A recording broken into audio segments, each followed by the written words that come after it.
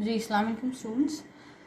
हमने last time lecture में देखा था कि जॉब ऑर्डर कॉस्टिंग सिस्टम, जिसमें हमें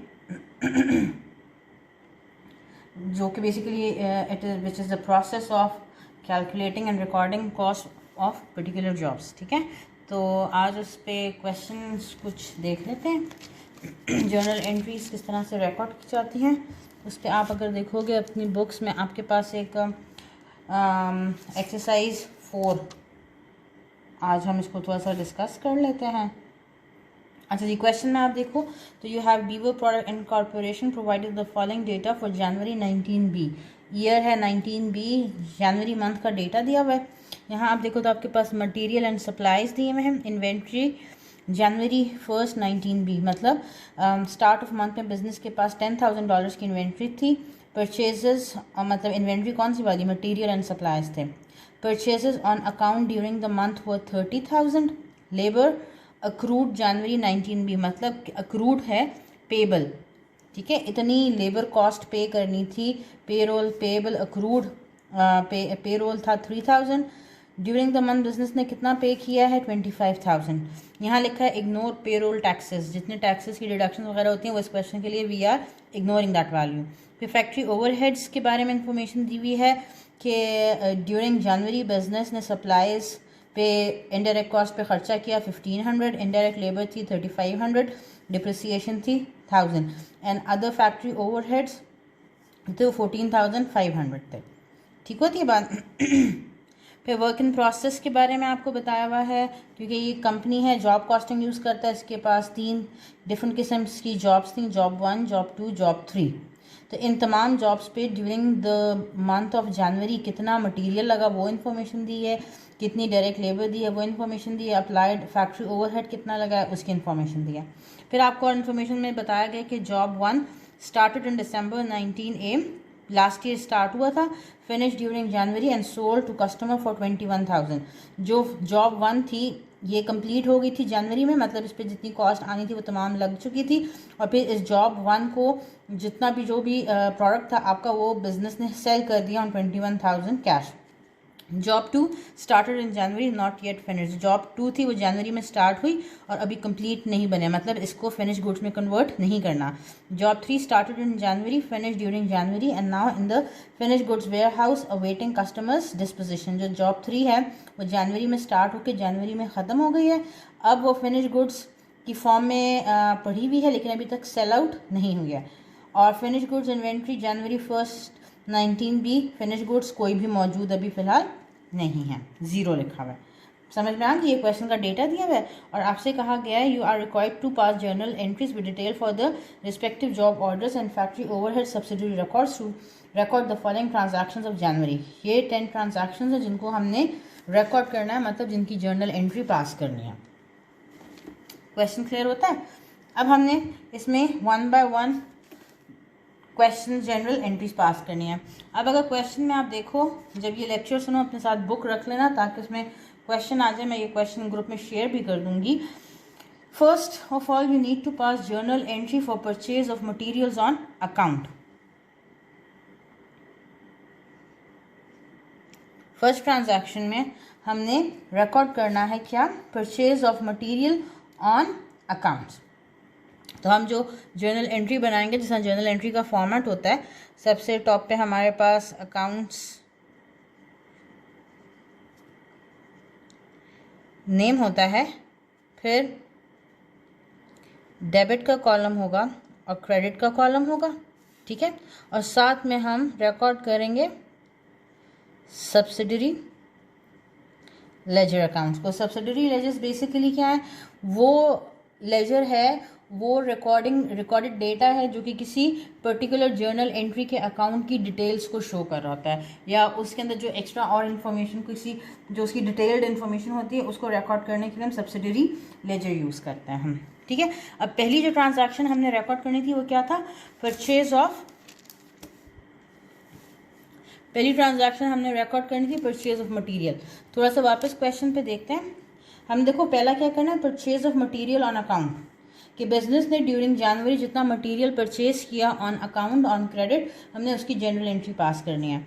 तो यहाँ पे आप देखो क्वेश्चन में आपको material and supplies purchases on account का डेटा दिया हुआ है। 30,000 के मटेरियल परचेज किए थे ऑन अकाउंट, तो हमने क्या करना है, इसके लिए जनरल एंट्री पास करनी है। तो जनरल एंट्री में क्या होगा, मटेरियल परचेज किया on credit on account, material asset ज़्यादा हो गया तो मटेरियल को हम क्या करेंगे, डेबिट करेंगे, कितने से, 30,000 से, और ऑन अकाउंट ऑन क्रेडिट है तो दूसरा क्रेडिट क्या होगी, लाइबिलिटी जिसका नाम है अकाउंट्स पेबल, 30,000 से क्रेडिट हो जाएगी। अब इसमें और कोई डिटेल्स देने की ज़रूरत नहीं है, इसका सब्सिडरी लेजर में कुछ भी वैल्यू लिखी हुई नहीं आएगी। बात समझ में आती है? अच्छा, सब्सिडरी लेजर के लिए यहाँ पे अगर आप डिफ्रेंशिएट करना चाहो जर्नल को सब्सिडरी लेजर से, एक लाइन ड्रॉ कर दो, यहाँ पे सब्सिडरी अकाउंट्स का डेटा आ जाएगा और यहाँ पे आपके पास मेन अकाउंट्स आ जाएंगे, जर्नल एंट्रीज आ जाएंगे, ठीक है ना। फिर बी सेकेंड हम देखते हैं, सेकेंड एंट्री थी labour paid. Labour paid question में देखो तो लेबर पेड ड्यूरिंग जनवरी 25,000 है, ये लेबर की पेमेंट कर दी during the month of January. तो हम लेबर की पेमेंट क्या किया, तो कैश की फॉर्म में किया, कैश की फॉर्म में किया, और तो कैश डिक्रीज हो जाएगा और कैश डिक्रीज हुआ तो क्रेडिट होगा, डेबिट क्या होगा, डेबिट होगा अक्रूड पेरोल। हमने अक्रूड पेरोल को डेबिट करना है और कैश को क्रेडिट करना है, कितने से, 25,000 से। अब ये अक्रूड पेरोल को हमने क्यों किया, अक्रूड पेरोल का बेसिकली मतलब है पेरोल पेएबल, लाइबिलिटी है, ठीक है। तो जाहिर बात है बिजनेस ने ये जो यहाँ पे लिखा हुआ है क्वेश्चन में आपको दिया हुआ है कि बिजनेस ने पेरोल पे किया, लेबर कॉस्ट पे की है 25,000 की, तो ये पिछले मंथ की होगी ना पेमेंट इस मंथ में, ठीक है। पिछले मंथ की पेमेंट, पिछले मंथ का पेरोल लाइबिलिटी रिकॉर्ड की होगी दिसंबर में, अब वो दिसंबर की लाइबिलिटी को पे किया है, तो इसलिए हमारे पास एक अकाउंट आएगा कैश पेमेंट है और दूसरा अकाउंट है decrease in liability, that is accrued payroll. बात समझ में आती है? इसका भी कोई सब्सिडरी लेजर नहीं बनाएंगे। फिर सी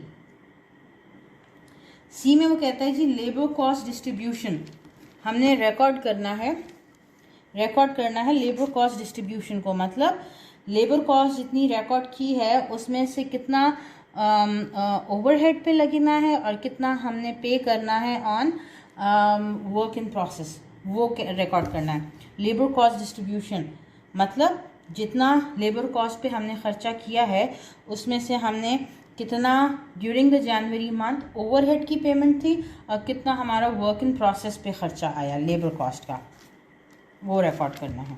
समझ आती है बात की? अब इसकी क्या जनरल एंट्री होगी,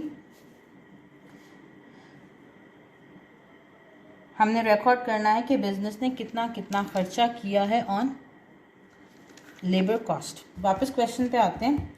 अब यहाँ पे अगर आप देखो तो आपको बताया गया है ऑन डिफरेंट जॉब्स बिजनेस ने कितना लेबर कॉस्ट पे किया है वर्क इन प्रोसेस पे, ठीक है। वर्क इन प्रोसेस पे बिजनेस ने लेबर कॉस्ट डायरेक्ट लेबर लगाई है 5,000 on job 1, 8,000 on job 2, 7,000 on job 3, total 20,000 की लेबर कॉस्ट आई है। ठीक होती है बात? ये किस पे लगाई है, वर्क इन प्रोसेस पे। और इनडायरेक्ट लेबर पे जितना बिजनेस ने खर्चा किया दैट इज 3,500। अच्छा, अब आपको कुछ दिमाग में आएगा कि ये क्या चीज़ है, तो देखो ये तो है अक्रूड, बिजनेस ने कितना पे करना था ऑन 1 जनवरी 19 भी, ये पिछले मंथ की लाइबिलिटी थी। और जनवरी में पेमेंट कितनी की है, जनवरी में पेमेंट कितनी की है, वो 25,000 की है। समझ आती है बात की? ये पेमेंट है ड्यूरिंग द जनवरी जितना बिजनेस ने पेरोल पे किया है। अब वो पुराने पीरियड का भी कुछ हो सकता है, इस पीरियड का भी कुछ अमाउंट हो सकता है। और 3,000 है अक्रूड जो अभी बिजनेस ने पे नहीं की है, लेकिन जितना इस जनवरी के मंथ का लेबर कॉस्ट थी उसकी इंफॉर्मेशन हमें मिलेगी यहाँ से कि बिजनेस ने इन जॉब्स के ऊपर कितना डायरेक्ट लेबर पे खर्चा किया है और इनडायरेक्ट लेबर पे कितना खर्चा किया है। ये बात समझ में आती है?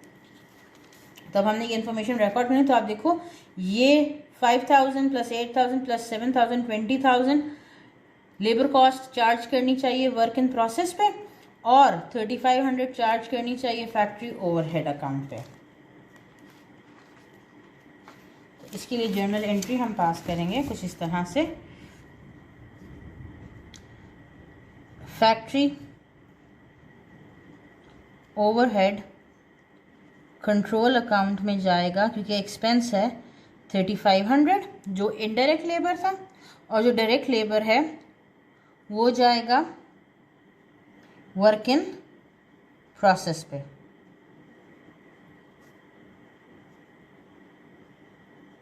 वर्क इन प्रोसेस पे जो कि था 20,000। तो टोटल आपका payroll expense during the month कितना बना, 23,500। इन दोनों को ऐड कर दिया, 23,500 का टोटल पेरोल एक्सपेंस बना है। और ये एक्सपेंस चार्ज हुआ या लगा है किसके ऊपर, 20,000 का लगा है वर्क इन प्रोसेस पे इस एसेट पे, और 23,500 का एक्सपेंस लगा है इनडायरेक्ट कॉस्ट पे। फैक्ट्री ओवरहेड कंट्रोल अकाउंट में चार्ज कर देना है, इसको रिकॉर्ड करना है। यहाँ तक बात समझ में आती है। अब ये जो फैक्ट्री ओवरहेड कंट्रोल अकाउंट है, इसके साथ हमें सब्सिडरी इन्फॉर्मेशन देनी चाहिए, क्योंकि फैक्ट्री ओवरहेड बहुत सारे किस्म के होते हैं ना। तो इसके साथ हम मेंशन करेंगे यहाँ पे कि ये जो फैक्ट्री ओवरहेड है ये किस किस्म का अकाउंट था, या ये किस किस्म की हमने 3500 जो रिकॉर्ड किया फैक्ट्री ओवरहेड कंट्रोल अकाउंट में, ये बेसिकली कौन सी किस्म की कॉस्ट थी। तो ये बेसिकली थी इनडायरेक्ट लेबर, और इसके सामने मैं लिख दूंगी 3500। तो ये सब्सिडरी अकाउंट में रिकॉर्ड हो जाएगा कि जो फैक्ट्री ओवरहेड है ये बेसिकली इनडायरेक्ट लेबर है। बात समझ में आती है। फिर डी, इसके बाद है जी मटेरियल इशूड, मटेरियल्स इशूड। वापस क्वेश्चन में आए तो फोर्थ पे है मटेरियल इशूड, ये हमने रिकॉर्ड करना है। तो मटेरियल, अच्छा एक मिनट, अभी हमने कंप्लीट करना है इसको। अच्छा देखो, जब हमने एक और भी सब्सिडरी लेजर में बनाना है, हमने 20,000 का जो वर्क इन प्रोसेस रिकॉर्ड किया है उसमें 5,000 था जॉब 1 पे, 8,000 था जॉब 2 पे, 7,000 था जॉब 3 पे। तो ये जो 20,000 का ब्रेकअप है ये हमने लिखना है सब्सिडरी लेजर में। तो ये जो वर्क इन प्रोसेस है इसके सामने मैं लिखूंगी जॉब 1 पे खर्चा हुआ 5,000 का, जॉब 2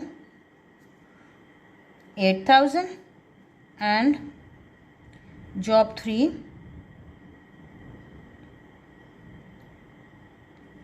1000। ठीक होती है बात। इस वर्क इन प्रोसेस के सामने मैं इसकी डिटेल्स मेंशन कर दूंगी, और फिर हमारे पास पेरोल एक्सपेंस आ जाएगा। क्लियर होती है बात। फिर डी में था मटेरियल यूज्ड, कितना मटेरियल यूज़ किया है। तो अगर आप क्वेश्चन में देखो तो आपको पता चलेगा कि बिजनेस ने डायरेक्ट मटेरियल पे जितना खर्चा किया है, मटेरियल जितना कंज्यूम किया है, जिस तरह से लेबर की आपको इन्फॉर्मेशन दी है टोटल कि बिज़नेस ने वर्क इन प्रोसेस पे जॉब 1 2 3 पे इतना इतना लेबर कॉस्ट पे किया है, और इनडायरेक्ट लेबर इतने का लगा है। बिल्कुल इसी तरह आपको क्वेश्चन में मटेरियल का इन्फॉर्मेशन भी दी हुई है कि डायरेक्ट मटेरियल कितना कंज्यूम हुआ है on each jobs. Direct material consume 4,000 है, 6,000 है, 5,000 है, और साथ में इनडायरेक्ट मटेरियल भी है 1,500 का। सप्लाइज इशूड फ्रॉम मटेरियल लिखा है ना, इसका मतलब है ये इनडायरेक्ट मटेरियल्स हैं जो कि प्रोडक्शन में इस्तेमाल हुए हैं। तो ये फैक्ट्री ओवरहेड कंट्रोल अकाउंट में जाने चाहिए, और डायरेक्ट मटेरियल को रिकॉर्ड करना चाहिए इन वर्क इन प्रोसेस। तो बिल्कुल इसी किस्म की ट्रांजैक्शन आ जाएगी। ठीक है, जिस तरह ये ट्रांजैक्शन है बिल्कुल वैसी ही आएगी, लेकिन आप सिर्फ हमने मटीरियल कॉस्ट को ट्रांसफ़र करना है। तो पहले हम करते हैं फैक्ट्री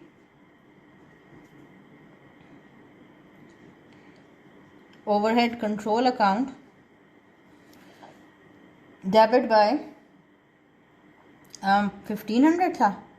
ठीक है, और इसके आगे इसका सब्सिडरी लेजर भी बना लिख देते हैं। ये बेसिकली क्या कॉस्ट थी, सप्लाईज की कॉस्ट थी ऑफ 1,500। ठीक होती है बात। आप ये एंट्रीज एक एक लाइन छोड़ के करोगे ना तो फिर डिफ्रेंशिएट हो जाएगा कि ये हमने इसके साथ की एंट्री है, ये इसके साथ की डिटेल्स हैं, इस तरह से आ जाएगा। ठीक है, फिर वर्क इन प्रोसेस आएगा। वर्क इन प्रोसेस कितना है, अगर आप देखो तो बुक में क्वेश्चन में लिखा है 4000 on job 1, 8000 on job 2, 5000 on job 3, total है 15000। टोटल कॉस्ट आ गई है 15000 की। इस वर्क इन प्रोसेस के आगे फिर हम लिखेंगे जॉब 1, जॉब 2 एंड जॉब 3। इस पे ख़र्चा आया है 4000 का, इस पे 8000 का, इस पे 5000 का। ठीक है, और डिक्रीज़ क्या होगा, मटेरियल्स डिक्रीज़ हो जाएंगे by how much amount, 15000 plus 1500, तो ये आ जाएगा जी 16500। ये बात समझ में आ गई। यहाँ पे ये एंट्री कंप्लीट हो गई है। बेसिकली हमने किया क्या, जितने मटेरियल कंज्यूम हुए थे हमने बताया 16500 का टोटल मटेरियल लगा, इस्तेमाल हो गया, एसेट डिक्रीज़ हो गया। इसमें से 15000 का बन गया एसेट जिसको हम वर्क इन प्रोसेस कहते हैं, और 1500 का एक्सपेंस बना जिसको हम फैक्ट्री ओवरहेड कहते हैं। क्लियर होती है बात। आगे कंटिन्यू करते हैं। ई या फिफ्थ थी depreciation for the month record करनी है। तो क्वेश्चन में आप देखो तो आपको फैक्ट्री ओवरहेड्स में दी हुई डिप्रिसिएशन की अमाउंट $1000। तो सिंपली हमने एंट्री करनी है, क्योंकि डिप्रिसिएशन भी क्या है, ओवरहेड कॉस्ट है ना, इनडायरेक्ट कॉस्ट है। तो ओवरहेड कंट्रोल अकाउंट में जाएगा 1000। इसके सब्सिडरी लेजर में मैं लिखूंगी कि ये जो फैक्ट्री ओवरहेड है दिस इज़ बेसिकली डिप्रिसिएशन। कितना डिप्रिसिएशन है, 1000 का। और डेबिट क्रेडिट क्या होगा, डिप्रिसिएशन एक्सपेंस। बिजनेस का जितना डिप्रिसिएशन एक्सपेंस बना था इस एक्सपेंस को हमने ट्रांसफ़र कर दिया है इनडायरेक्ट कॉस्ट वाले अकाउंट में। कितना आ जाएगा, 1000। यहाँ तक बात समझ में आती है। फिर उसके बाद अगली ट्रांजैक्शन है 6th, जिसमें acquisition of other overheads cost on credit. Acquisition of other indirect overhead cost means indirect cost on credit. तो आप क्वेश्चन में देखो तो फैक्ट्री ओवरहेड कॉस्ट की जहाँ डिटेल्स दी हुई हैं उसमें other factory overhead cost all from outside suppliers on account लिखा है। 14500 का अमाउंट है। तो बिल्कुल ऐसी ही ट्रांजैक्शन होगी क्योंकि हम सिर्फ फैक्ट्री ओवरहेड को रिकॉर्ड कर रहे हैं। तो फैक्ट्री ओवरहेड कंट्रोल अकाउंट में आ जाएगा 14500। ठीक होती है बात। इसकी सब्सिडरी लेजर में इसकी डिटेल में हम लिखेंगे ये जो फैक्ट्री ओवरहेड है ये किस किस्म का है, this is basically other factory overhead cost. Question में आपको ये दिया हुआ है 14500 का। ठीक है, और क्रेडिट क्या होगा, क्रेडिट क्या होगा यहाँ पे जी, अकाउंट्स पेबल, क्योंकि ये वो एक्सपेंस है जिसको अभी हमने पे नहीं किया क्योंकि ऑन अकाउंट लिखा हुआ था ना। अगर कैश की पेमेंट होती तो हम इसको कैश में शो करते हैं। कैश डिक्रीज़ हो गया, यहाँ पे लाइबिलिटी इंक्रीज़ हुई है तो हमने इसको क्रेडिट कर दिया। यहाँ तक बात समझ में आती है।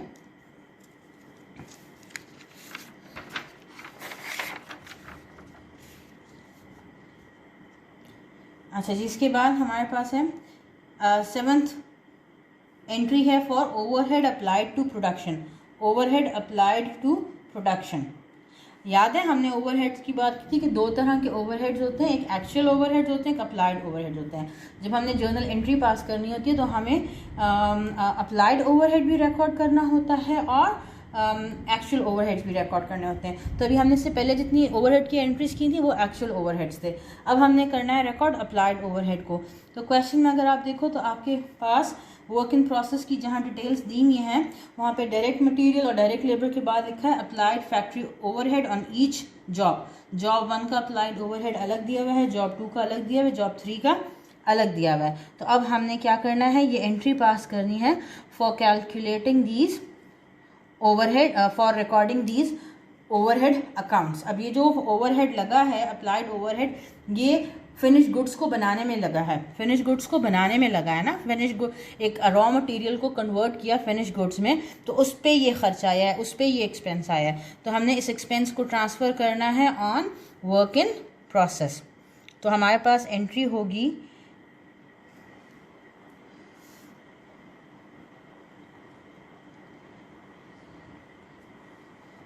जी थी, या एक क्वेश्चन में आप देखो तो आपके पास 7th ट्रांजैक्शन है, इसमें हम रिकॉर्ड करेंगे पहले तो वर्क इन प्रोसेस, एसेट बना, जितना हमने खर्चा किया था वो किया था खर्चा हमने in making this asset, work in process.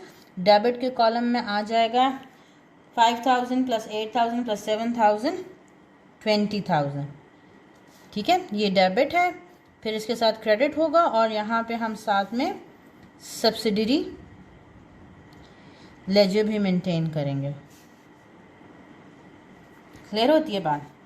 तो वर्क इन प्रोसेस पे इंक्रीज़ हुआ, मतलब एसेट इंक्रीज़ हुआ बाय 20,000। अब ये जो वर्क इन प्रोसेस था, इसमें डिटेल्स में क्या आता है कि कुछ वर्क इन प्रोसेस थे जॉब 1 टाइप के, कुछ जॉब 2 थी, कुछ जॉब 3 पे ख़र्चा किया। जॉब 1 पे हमने ख़र्चा किया 5,000 का, जॉब 2 पे ख़र्चा किया 8,000 का, जॉब 3 पे ख़र्चा किया 7,000 का। तो इन सब को प्लस करके 20,000 टोटल वर्क इन प्रोसेस में ट्रांसफ़र कर दिया। और ये ख़र्चा हमने किस फॉर्म में किया था? ये ख़र्चा हमने किया था फैक्ट्री ओवरहेड की फॉर्म में। तो हम अकाउंट नेम यूज़ करेंगे फैक्ट्री ओवरहेड और साथ में मेंशन कर देंगे this is the applied factory overhead. Credit कर देंगे इसको बाय 20,000। बात समझ में आती है? क्वेश्चन में आप देखोगे तो आपको बताया गया है कि वर्क इन प्रोसेस पे कितना फैक्ट्री ओवरहेड अप्लाई किया। तो जॉब 1 पे 5,000 किया, जॉब 2 पे 8,000 किया, जॉब 3 पे 7,000 किया। Total factory overhead applied was 20,000। तो हमने इस एक्सपेंस को ट्रांसफ़र कर दिया वर्क इन प्रोसेस पे। क्यों? क्योंकि ये ख़र्चा हमने इन गुड्स को बनाने पे किया था। तो जितना हमने ये ख़र्चा किया उससे हमारे एसेट की वैल्यू क्या हो गई है, इस वर्क इन प्रोसेस की वैल्यू क्या हुई है, इंक्रीज़ हुई है। बात समझ में आती है? फिर उसके बाद 8th में लिखते हैं कि जी आपने जर्नल एंट्री पास करनी है for job completed and transfer to finish goods. अब जॉब कंप्लीट हो चुकी है और फिनिश गुड्स में ट्रांसफ़र हो गई है। तो अगर आप क्वेश्चन में देखो तो हमारे पास यहाँ पे लिखा हुआ था कि ड्यूरिंग जनवरी जो हमारी जॉब्स कंप्लीट हुई हैं that are only job 1 and job 3। आप क्वेश्चन में डिटेल में देखोगे तो जॉब 1 बिल्कुल एंड में लिखा हुआ है, job 1 started in December finish during January. Job 2 started in January not yet finish, मतलब इसको फिनिश गुड्स में तो ट्रांसफ़र नहीं कर सकते जॉब 2 को। जॉब 3 भी जनवरी में शुरू हुई और फिनिश हो गई ड्यूरिंग जनवरी में ही। इसका मतलब है अगर हम जनवरी में ट्रांजैक्शन रिकॉर्ड करेंगे, हम अपने पास ये इन्फॉर्मेशन रिकॉर्ड करेंगे कि जनवरी में कितने फिनिश गुड्स बने हैं, तो हमने सिर्फ जॉब 1 और जॉब 3 को फिनिश गुड्स की कैटेगरी में लेके आना है। यहाँ तक बात समझ में आती है? यहाँ तक बात समझ में आती है? तो हमने एंट्री पास करनी है। अब फिनिश गुड्स एसेट हैं बिजनेस के, ज़्यादा हो गए हैं, फिनिश गुड्स ज़्यादा हुए हैं तो हम डेबिट करेंगे और क्रेडिट किसे करेंगे? वर्क इन प्रोसेस को।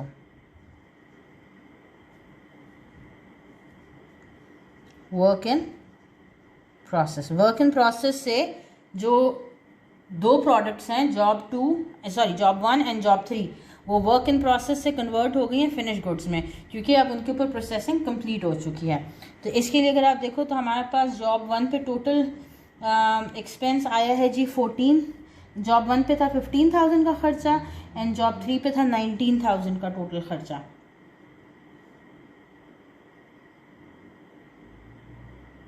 जॉब 1 पे टोटल एक्सपेंस था 15,000 का एंड जॉब 3 था 19,000 का। तो टोटल हमारे पास जो फिनिश गुड्स बने हैं दैट आर 34,000 एंड 34,000। और वर्क इन प्रोसेस के लिए सब्सिडरी लेजेस में हम जॉब 1 मेंशन कर देंगे और जॉब 3। जॉब 1 पे ख़र्चा आया है 15,000 का और जॉब 3 पे ख़र्चा आया है 19,000 का। अब ये हमें कैसे पता चलेगा कि जॉब 1 पे हमने टोटल कितना खर्चा किया है और जॉब 3 पे कितना खर्चा किया है। तो अगर आप देखो तो हमारे पास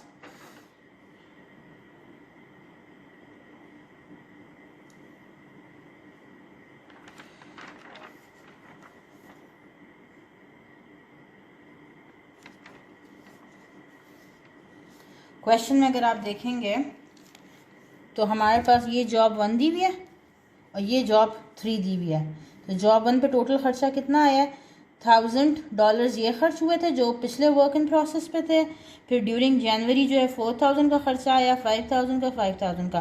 तो 5000 प्लस 5000 प्लस 4000 प्लस 1000 आ गया कितना, 15000। और यहाँ पे 7000 प्लस 7000 प्लस 5000 टोटल जॉब 3 पे खर्चा आया है 19000 का। तो ये वाली टोटल कॉस्ट की वैल्यू और ये टोटल कॉस्ट की वैल्यू हमने ट्रांसफ़र कर दी टू फिनिश गुड्स। कि वर्क इन प्रोसेस में जो 2 जॉब्स थी, जॉब 1 एंड जॉब 2, उनकी कॉस्ट हमने ट्रांसफ़र कर दी है फिनिश गुड्स में। यहाँ तक बात समझ में आती है। फिर 9th हमने एंट्री करनी थी फॉर सेल्स रेवेन्यू, जो हमने सेल्स की हैं। तो क्वेश्चन में अगर देखो तो सेल्स का डेटा सिर्फ एक जॉब 1 के साथ दिया हुआ है कि जॉब 1 कंप्लीट हुई थी और उसको सेल किया कस्टमर पे फॉर 21,000 कैश।